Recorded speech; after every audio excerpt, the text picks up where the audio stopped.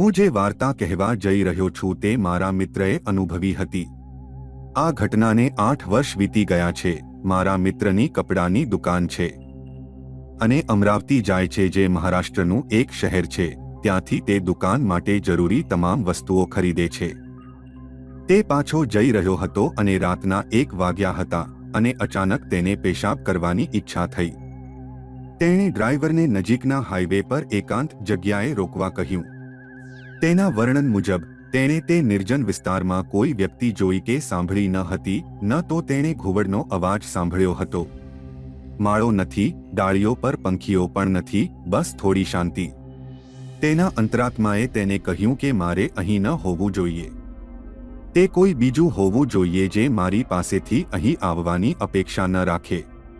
પોતાનું કામ પૂરું કરીને ગાડીમાં બેસી ગયો અને ડ્રાઈવરને એસી બંધ કરવા કહ્યું, કારણ કે તે ખૂબ જ ઠંડી અને ધ્રુજારી અનુભવી રહ્યો હતો। તેથી તેણે પોતાની જાતને ધાબળો ઓઢાડી કારમાં સૂઈ ગયો। પછી વિચિત્ર ઘટનાઓ શરૂ થઈ। તે રાત્રિભોજન જમતો હતો અને તે આખા દિવસનું એકમાત્ર ભોજન હતું અને નાસ્તો કે લંચ દરમિયાન પણ જો તેને ભૂખ લાગે તો તેને ઉલટી થઈ જતી। તે ભાત મંગાવતો અને કાલ ન હોય તેમ ખાતો। તે અનિદ્રાનો રોગી બની ગયો। તેણે સૂવાનો પ્રયત્ન કર્યો, પરંતુ કોઈ સ્ત્રી તેના સપનામાં દેખાય છે। ઘણા મહિનાઓ સુધી તે ઊંઘી શક્યો ન હતો અને તે સંપૂર્ણપણે અશક્ત હતો। મારા મિત્રએ તેના દાદા સાથે આ વાત શેર કરી, જેઓ મારા મિત્રને નજીકના ગામમાં બાબા પાસે લઈ ગયા।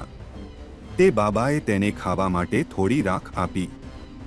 તે રાખ મોંમાં લેતાની સાથે જ તેણે થોડી કાળી ધૂળ થૂંકી, જે આખા ફ્લોર પર જમા થઈ ગઈ।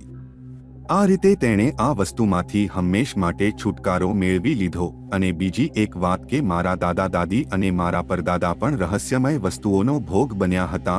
કદાચ બીજા કોઈ દિવસે હું તેમના અનુભવો શેર કરીશ। તો મિત્રો, જો તમને આ વાર્તા પસંદ આવી હોય તો વિડીયોને લાઈક કરો અને મારી આ યુટ્યુબ ચેનલને સબસ્ક્રાઇબ કરો અને તમને આ વાર્તા કેવી લાગી તે અમને કોમેન્ટ કરીને જણાવો। અને જો તમે પણ આ ચેનલ પર તમારી કોઈ વાર્તા કહેવા માંગતા હોવ તો કોમેન્ટ કરો। હું આ ચેનલ પર તમારી વાર્તા કહીશ। તમને આગામી વિડીયોમાં મળીશું।